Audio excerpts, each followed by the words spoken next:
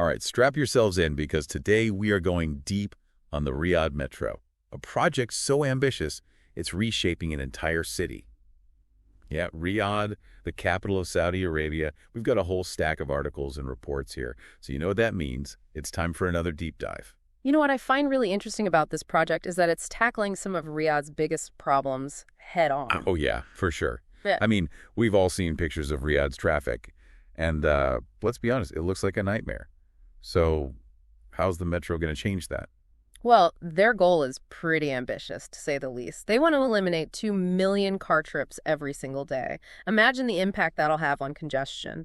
Not to mention, they are projecting a reduction of 400,000 tons of carbon emissions every year. That's like taking a small city's worth of cars off the road completely. Wow, that's massive. Yeah. So this isn't just about building a metro, it's about making a statement about sustainability.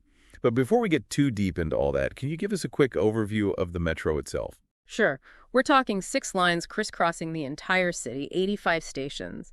It's designed to handle a mind-boggling 1.16 million passengers each day. This isn't just a metro, it's a mega project, the largest of its kind built all at once anywhere in the world. Okay, I'm starting to see why everyone is so excited about this. And speaking of excitement, I hear the grand opening was quite the event. Oh yeah, it was a huge deal. King Salman himself inaugurated the Riyadh Metro, and there's a real buzz in the city. I was reading about this resident named Ali Al-Qahtani who was just beaming as he walked around the King Salman Oasis station. He said, and I quote, "This project represents an important step towards alleviating the traffic congestion we suffer in the capital." I think a lot of people feel that way. Yeah, sounds like the whole city is holding its breath, eager to see how this will change their lives.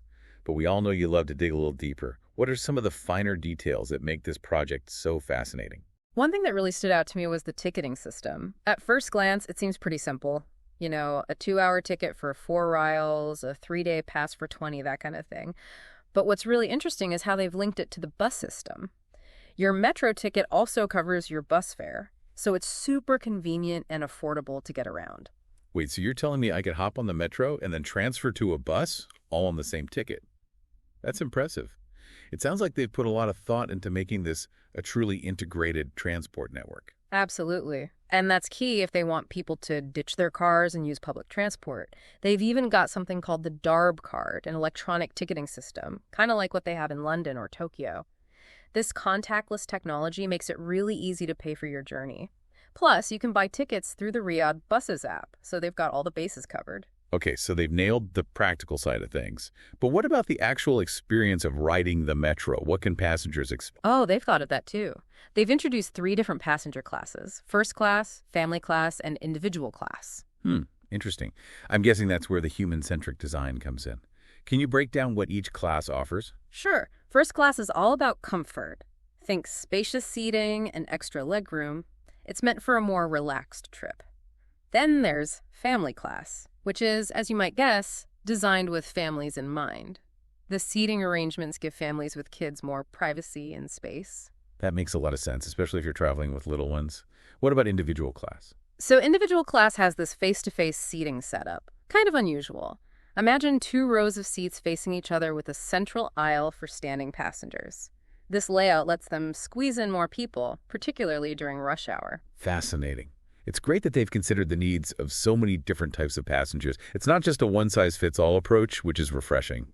You know, it's not every day you see a project that considers the needs of so many different people. It's really quite impressive. It is. And, you know, it's not just about the different passenger classes. Even just thinking about where they put the stations can have huge impact.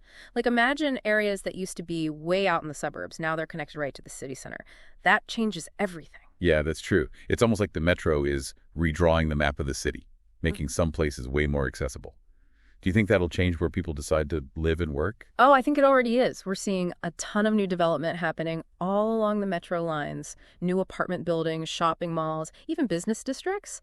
It's really interesting to see how this one project is transforming the city in real time. So it's not just fixing problems, it's creating opportunities too. Pretty cool. But I imagine a project this big must have some serious challenges too, right? Of course. One of the biggest is figuring out how to make the metro work with everything else that's already there. Riyadh already has buses, taxis, and tons of private cars. The challenge is to make sure they all work together smoothly. Yeah, it's like a giant puzzle, isn't it?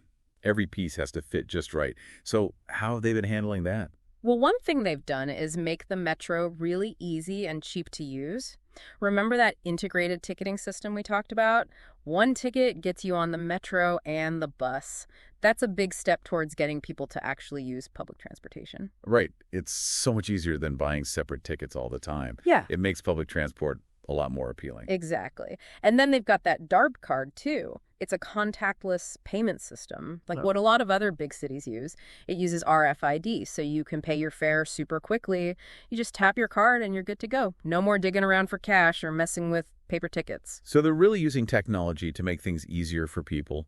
It sounds like convenience and affordability are big priorities. You got it. And they've put a lot of effort into making the system user-friendly in general. All the stations have clear signs in both Arabic and English. Plus, there are always staff members around to help if you need it.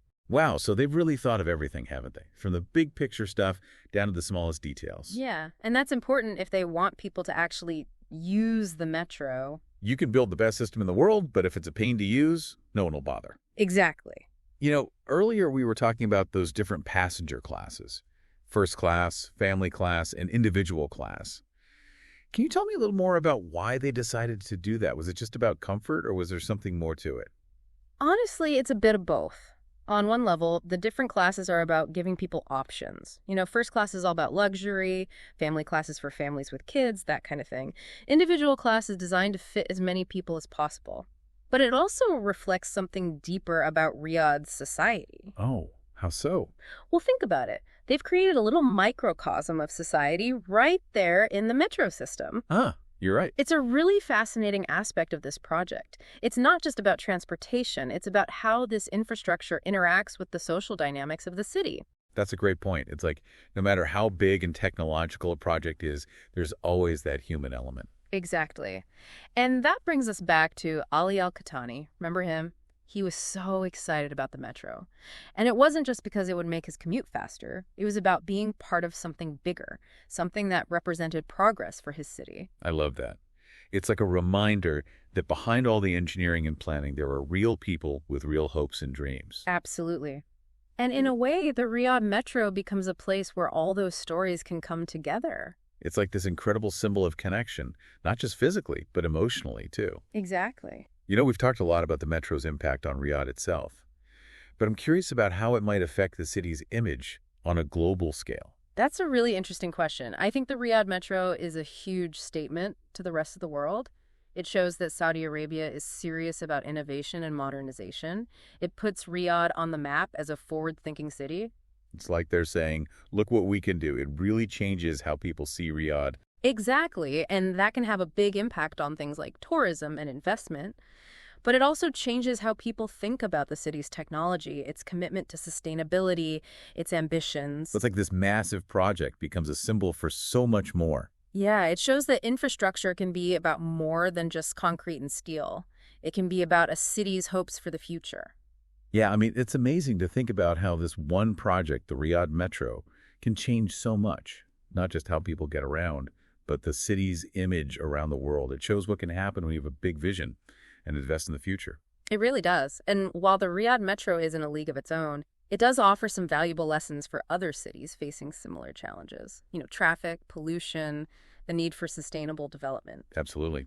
So as we wrap up our deep dive today, I'm curious to hear what you think those lessons might be. Yeah. What can other cities learn from Riyadh? Well, one thing that jumps out is the importance of planning everything together. The Riyadh Metro wasn't just some random idea. It was all part of a big plan to transform how the city moves. They had to think about how the metro would connect with buses, taxis, even walking. Right, so it's not just about the metro itself. It's about creating a system where everything works together. Exactly. Another lesson is that you have to design things with people in mind. The Riyadh Metro is a great example of how infrastructure can be practical and beautiful. And it has to work for everyone. Different passenger classes, clear signs, helpful staff, all of that makes a big difference. It sounds like they really focused on making the metro easy and enjoyable for everyone to use. Yeah. Which makes sense. If you want people to use public transportation, it has to be a good experience. No doubt about it. And one last thing I think we can learn from this is the importance of bold leadership and a willingness to try new things. This wasn't a small project. It was a massive undertaking. It took a lot of money and a lot of vision. But look at the results. Sometimes you have to think big to solve big problems. Exactly. And even though the Riyadh Metro is just getting started, it's already having a huge impact on the city and its people. It's caught the attention of the whole world. And it's got people thinking differently about how we can build better cities for the future. It's a great example of what we can achieve with a little creativity and determination. So to everyone listening, keep exploring, keep learning, and keep imagining new possibilities. Who knows what incredible innovations are just around the corner?